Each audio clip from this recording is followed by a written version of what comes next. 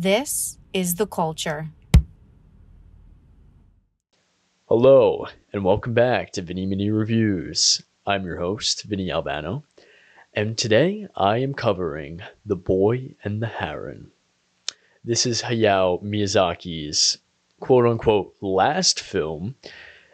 As a Miyazaki fan, he said that his other last film was his last film. So who knows if the old man is ever going to retire, as there's been reports that right after the film released, he was back in the studio pitching more ideas for their next project. So he's also been on record saying that he doesn't imagine dying in any other way except for working on his magnum opus. So, this is probably not his last film. Moving forth, however, my thoughts on The Boy and the Heron. I saw this film twice now. I saw it in IMAX about a week ago now. It was the fan early screening. And I actually saw it today, right before this, in English this time. Previously I saw it in the Japanese voiceover, but now the English dub today. It's really hard to put my thoughts into words with The Boy and the Heron because I believe this is easily Miyazaki's most subtextual and symbolic film he's ever made yet. Now, I haven't seen his entire filmography. I have seen My Neighbor Totoro, Spirited Away, Howl's Moving Castle, Ponyo, Princess Mononoke, and Porco Rosso, and now this. I do believe that although I did have a great experience with this film, this does rank as my least favorite I've seen from Miyazaki.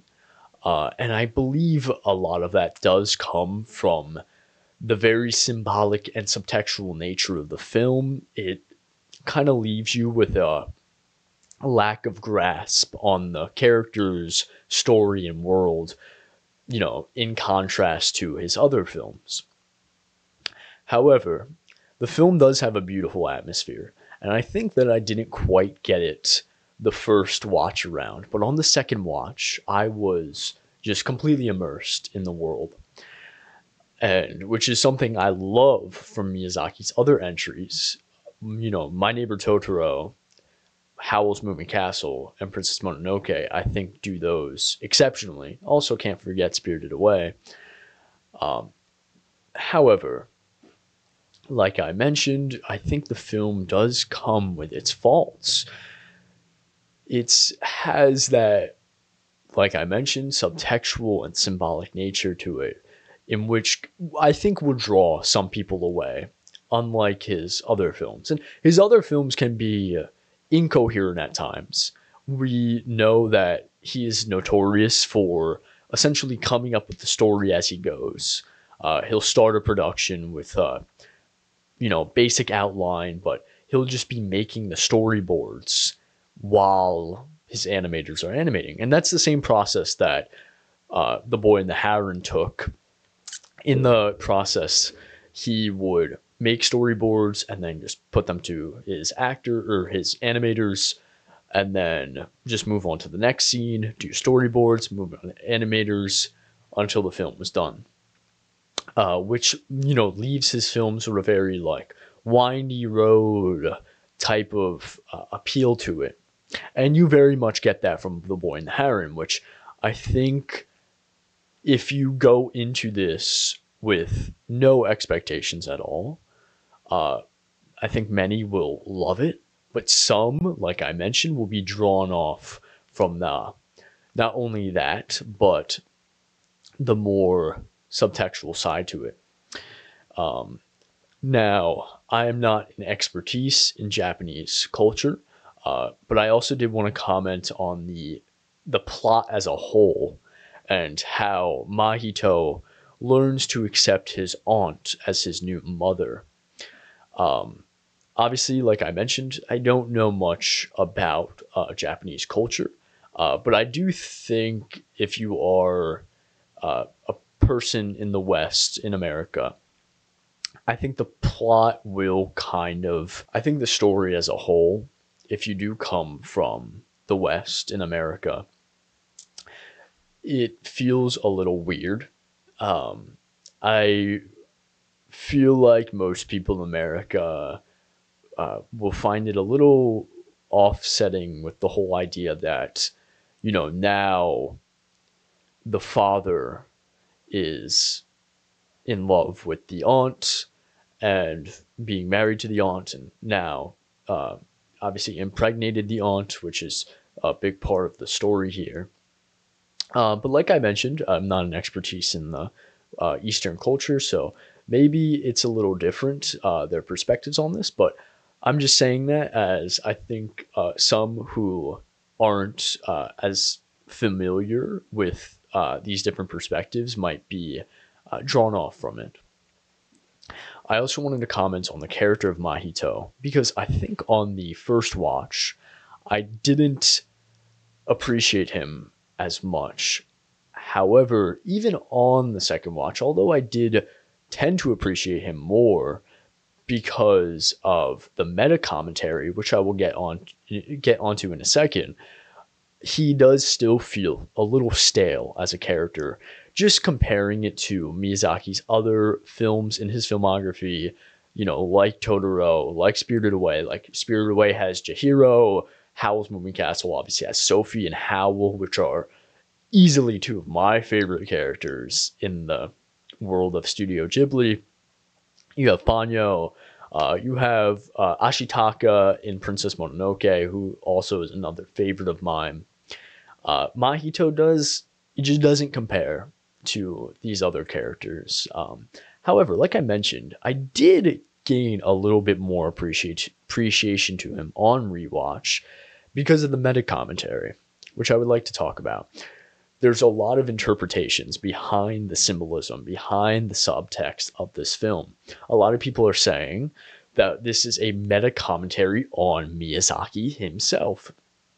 Now, you can, at least me, from the research I've gathered, can kind of interpret this in two ways. That Mahito is Miyazaki, and that Mahito's journey to inherit the tower from his granduncle is contrary to, or is akin to Miyazaki taking control of Studio Ghibli after one of the co-founders passed away. But you could also look at Mahito as Miyazaki's son, and the granduncle almost as Miyazaki. This passing of the torch, the passing of the studio. And Mahito denies it, which obviously brings a lot of questions. If we are looking at it through this meta commentary lens, brings a lot of questions into the matter. Does Miyazaki believe his son is the appropriate one? Or maybe he believes that himself is not appropriate to lead this new empire. It gets confusing. I can't lie, and even I apologize if my words, my thoughts are very difficult to word here, and I think that is the beauty of the film, but also the major fault of it is that it feels very out there sometimes. But if you kind of just, and this is what the perspective I looked at it on my rewatch, and on my rewatch I did like it a lot more. I kind of just sat there and just experienced the film as an experience. I let the film guide me. I felt the film rather than just watch it and try to psychoanalyze, try to analyze it to every minute detail. On rewatch, I just let it go, experience. And I think that's what really made me enjoy the film more. And I appreciated the world that was being created here a lot more. And from that, I gained a lot more appreciation, or I enjoyed the film more. So, my also, I think the biggest part of this film is just the themes here. You have, so this is my own personal interpretation, and I don't know if any other people out there on the internet uh, got the same interpretation I did, but I also saw the tower as a means of escapism. The grand uncle creates this tower, or he builds a tower around, obviously, the thing that fell from the sky, as a means of control to make his own world and escape from the in his words, that disgusting reality filled with thieves and criminals and war. However, Mahito learns to accept his presence, learns to accept his aunt as his mother, learns to accept his new life and move away from grief, accept grief, accept death, and accept new life, like his new baby brother that is born into the world that we see at the very end in the second to last shot. So it's really about living the life in the present moment. And escapism, although it is beautiful, can sometimes be not as beneficial as we think it can be. On a technical level, Miyazaki can't go wrong. Animation is beautiful.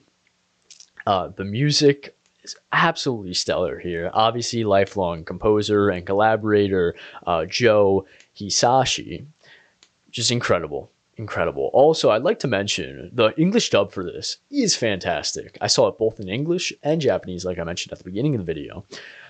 But in English, oh my God, just Robert Pattinson was just, he took it away. He took it away. Just him as the Gray Heron. And also, not to mention, he was able to come so close to the original Japanese voice actors' tone and pitch and vocal control.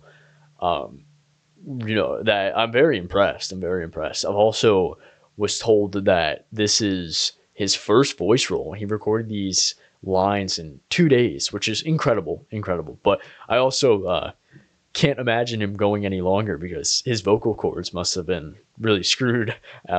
He does take it to the limit, and I really appreciate the English dub here. Also, not to mention Christian Bale, Mark Hamill, Dave Bautista, etc. Yeah, Boy and the Heron was. It was, if you just let the experience guide you, and you just so you just feel immersed in the atmosphere, I think you're going to enjoy it.